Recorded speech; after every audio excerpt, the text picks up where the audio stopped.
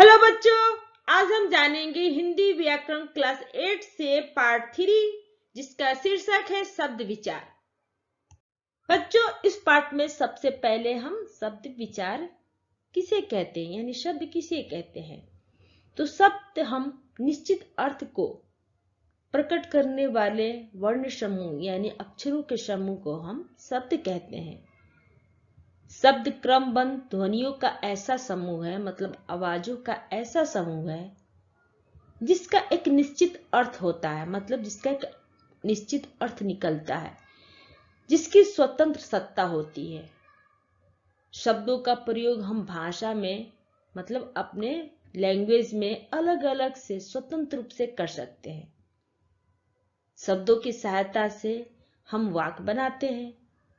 इस प्रकार शब्द की निम्नलिखित विशेषता होती है। शब्दों की 3 निम्नलिखित विशेषता होती है। पहला है निश्चित क्रमबद्धता, सेकंड है स्वतंत्र प्रयोग, थर्ड है अर्थवान इकाई। अब हम यहाँ पे जानेंगे शब्द और पद के बारे में। तो जब शब्द का प्रयोग हम वाक्य में करते हैं तो वो पद कहलाता है। पद के रूप में प्रयुक्त शब्द कोई ना कोई व्याकरणिक कार्य करता है तथा वाक्य के अन्य पदों के साथ संबंध स्थापित करता है, मतलब वाक्य के अन्य पदों के साथ संबंध स्थापित करता है। जैसे एग्जाम्पल हम देख सकते हैं कि एग्जाम्पल है लड़के ने कुत्ते को मारा। इस वाक्य में लड़के, कुत्ते और मारा पद क्रमशः है। तो इसमें कर्ता, क्रम और क्रिया का कार्य कर रहे हैं। तो कर्ता हुआ लड़का, क्रम हुआ कुत्ता और क्रिया हुआ मारा। तो लड़का ये कर्ता, क्रम और क्रिया के साथ वाक्य बना रहे हैं। इसमें ने और को के सहयोग से परस्पर हम एक दूसरे के साथ संबंध स्थापित कर रहे हैं। तो इन शब्द का प्रयोग हम वाक्य में करते हैं तो वो पद कहलाता है। अब हम जानेंगे शब्दों का वर्गीकरण। तो शब्दों का वर्गीकरण 4 आधारों पर किया जाता है। पहला है अर्थ के आधार पर, सेकंड है बनावट या रचना के आधार पर, थर्ड है उत्पत्ति या स्रोत के आधार पर, फोर है प्रयोग के आधार पर। अब हम जानेंगे अर्थ के आधार पर शब्दों के भेद। जिन वर्णों के समूह यानी जिन अक्षरों के समूह का निश्चित अर्थ निकलता है उन्हें हम सार्थक शब्द कहते हैं।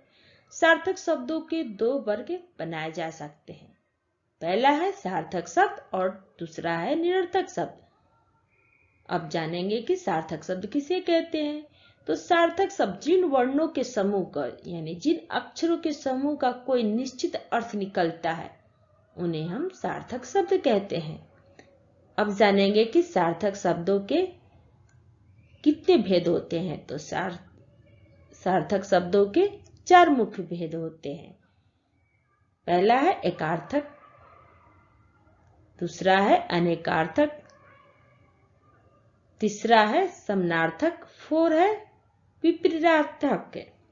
तो एकार्थक शब्द किसे कहते हैं। तो एक अर्थ वाले शब्द को हम एकार्थक शब्द कहते हैं, जैसे घर, पानी, मेज इत्यादि।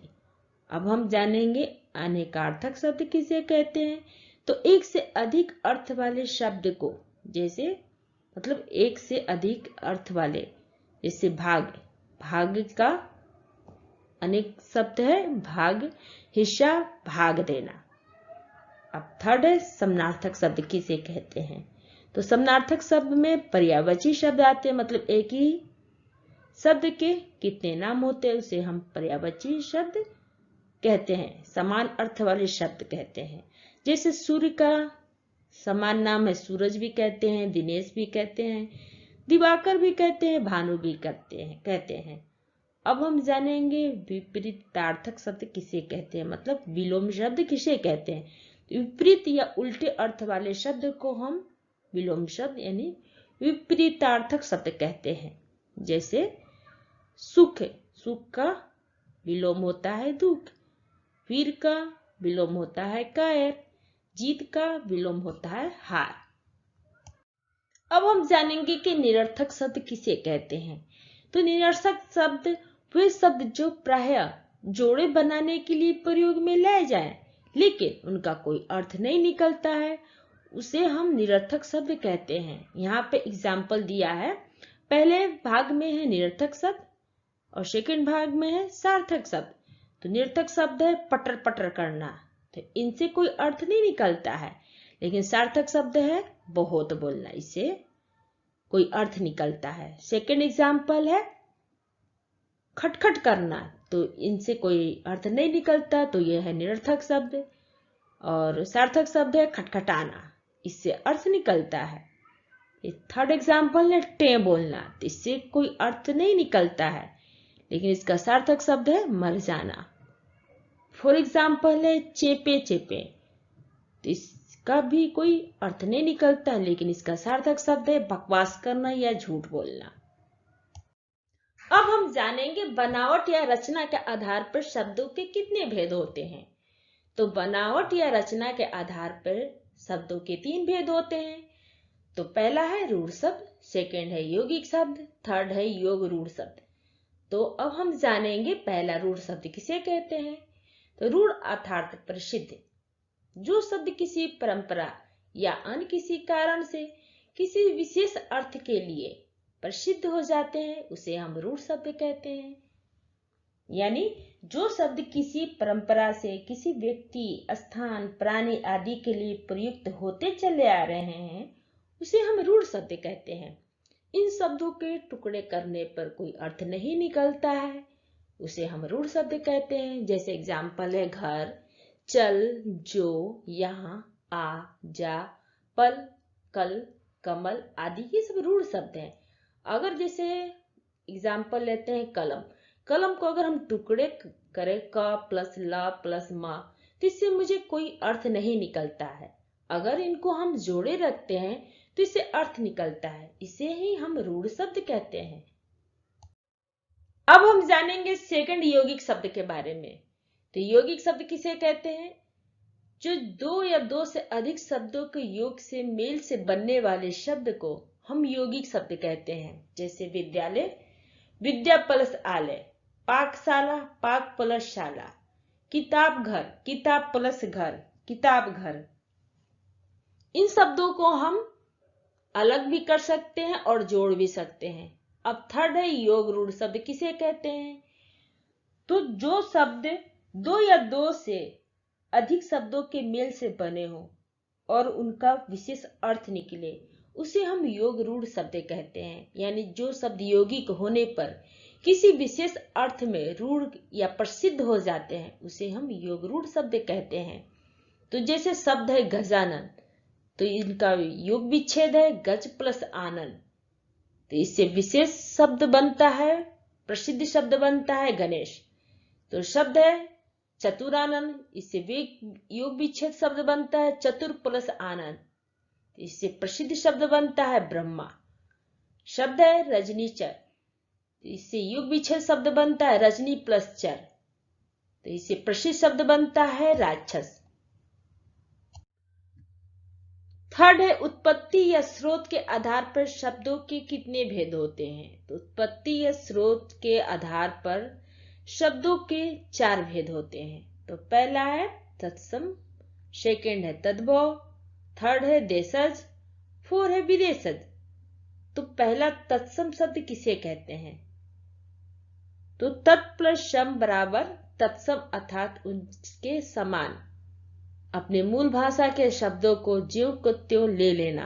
हिंदी का मूल भाषा संस्कृत से यथावत लिए गए हैं। फिर तत्सम शब्द हैं जैसे सर्प, मुख, मयूर, दुग्ध, कर्ण, मस्तक, दंत आदि, ये सब तत्सम शब्द हैं। अब हम जानेंगे सेकंड तद्भव शब्द किसे कहते हैं। तो तद प्लस भव बराबर तद्भव, अर्थात उससे उत्पन्न। तो तत्सम शब्दों में ही कुछ बदलाव आने पर बने शब्द तद्भव शब्द कहलाते हैं। जैसे सांप, मुंह, मोर, दूध, कान, माथा, दांत आदि तद्भव शब्द कहलाते हैं। थर्ड है देशज शब्द। देशज शब्द किसे कहते हैं? तो देश प्लस ज बराबर देशज, अर्थात उससे उत्पन्न। देश का मूल अर्थ होता है स्थान या क्षेत्र। भाषाएं के क्षेत्र विशेष की बोली, जनजाति आदि के लिए शब्द देश शब्द कहलाते हैं, जैसे पगड़ी, खुरपा, खटिया, झंझट, गाड़ी, घोंचू, उजडंड आदि ये सब देश शब्द कहलाते हैं। अब यहाँ पे जानेंगे कि विदेशज शब्द किसे कहते हैं। तो विदेशज शब्द वे हैं जो किसी दूसरे देश की भाषा से आए हैं। हिंदी में आए विदेशज शब्द के कुछ उदाहरण नीचे दिए जा रहे हैं। जैसे अंग्रेजी से जो शब्द हैं वे ये हैं। पहला है फिल्म, सेकंड है इंजन, थर्ड है कमीशन, 4 है स्कूल, 5 है कप, 6 है प्लेट, 7 है ट्रेन। अरबी भाषा से आया है कानून, अखबार, आजाद, जलसा, जुर्माना, रिश्वत, दफ्तर। और फारसी भाषा से आया है दरवाजा, आदमी, जमीन, नमक, सब्जी, दीवार, आसमान। ये सब विदेशज शब्द हैं। पुर्तगाली भाषा से आया शब्द है संतरा, कमरा, गमला, आलपीन, तौलिया, साबुन, चाबी। तुर्की भाषा से आया शब्द है गलीचा, कुर्ता, बहादुर, तोप, खच्चर, कैंची, कुली। चीनी शब्द से आया है पटाखा, चाय, लीची। अब हम यहाँ पे जानेंगे प्रयोग के आधार पर शब्दों के भेद। तो प्रयोग के आधार पर शब्दों के भेद प्रयोग के आधार पर शब्द के 2 प्रकार के होते हैं। पहला विकारी शब्द, सेकंड है अविकारी शब्द। अब जानेंगे कि पहला विकारी शब्द किसे कहते हैं। तो विकारी ऐसे शब्द जिनका रूप लिंग, वचन, कारक, काल आदि के कारण बदल जाता है, यानी जिनके रूप में विकार या परिवर्तन हो जाता है, उसे हम विकारी शब्द कहते हैं। हिंदी में विकारी शब्दों की संख्या 4 है। पहला है संज्ञा, सेकंड है सर्वनाम, थर्ड है विशेषण, 4 है क्रिया। बच्चों अब यहाँ पे हम एग्जाम्पल के द्वारा स्पष्टीकरण करेंगे। तो विकारी शब्द को समझने के लिए इन उदाहरणों पे ध्यान देंगे। जैसे है कि मोटा लड़का आता है या मोटे लड़के आते हैं। तो मोटा, मोटे शब्दों में वचन के कारण परिवर्तन होता है, उसे हम विकारी शब्द कहते हैं। फिर नीचे आगे है मोटी लड़की आती है। तो मोटा, मोटी शब्दों में लिंग के कारण परिवर्तन हुआ। ऊपर के वाक्यों में मोटा विशेषण शब्द 3 प्रकार से आया है, मोटा, मोटे तथा मोटी। अतः मोटा शब्द विकारी शब्द है। इसी प्रकार निम्नलिखित वाक्य पर भी ध्यान दे। वो खाना खाता है, उसने खाना खाया। यहाँ पर काल के कारण परिवर्तन हुआ, उन्होंने खाना खाया। यहाँ पे वचन के कारण परिवर्तन हुआ। इन वाक्यों में प्रयुक्त वो सर्वनाम विकारी शब्द है। अब जानेंगे कि अविकारी शब्द किसे कहते हैं। तो जिन शब्दों के रूप में लिंग, वचन, कारक, काल आदि किसी भी कारण से विकार या परिवर्तन नहीं आता है, उसे हम अविकारी शब्द कहते हैं। अविकारी शब्दों की संख्या भी 4 है। जैसे है क्रिया विशेषण, संबोधक, समुच्चयबोधक, विस्मयदिबोधक। नीचे दिए गए वाक्यों को आप पढ़ें।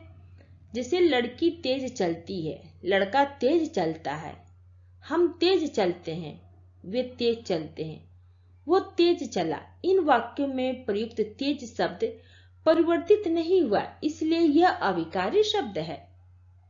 अगर आपको मेरा ये वीडियो अच्छा लगा हो तो लाइक करें, या फिर कोई डाउट हो तो आप हमें कमेंट बॉक्स में लिखकर बताएं।